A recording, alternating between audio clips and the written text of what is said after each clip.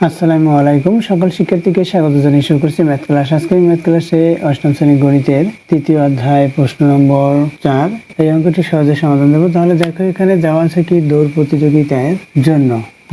প্রতিযোগিতার জন্য ট্র্যাকের পরিধি কত হলে 10,000 মিটার দৌড়ে 16 চক্কর দিতে হবে। 16 চক্করে যেতে হবে 10,000, 16 চক্করে যেতে হবে 10,000 মিটার। অতএব এক চক্করে যেতে হবে 10,000 বাই 16 মিটার সমান 16 দিয়ে আমরা 100কে ভাগ করতে পারি। কতবার যাবে? 696। 16 গুণ 6 দিয়ে দেখি। 16 গুণ 6 6 হাতে 3, 6 আর 3 9, অর্থাৎ হচ্ছে 96 হলো।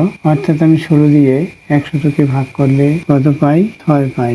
এখানে 6 লিখতে হবে। এরপর কি 100 থেকে 96 বিয়োগ 4, 4 পরে এখানে কয়টা শূন্য আছে? 2টি শূন্য। এখন 16 দিয়ে সেটাকে ভাগ করি। তাহলে দেখো আমরা 96, এখানে 4 থেকে 2টা শূন্য অর্থাৎ 400।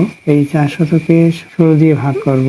দেখো 16 দিয়ে এটাকে ভাগ করি। 16 দুইবার যাবে। 16 দুগুণে 32 থাকবে এখানে 8, আমরা বিয়োগ করি 8 থাকলো। আর এখানে শূন্য।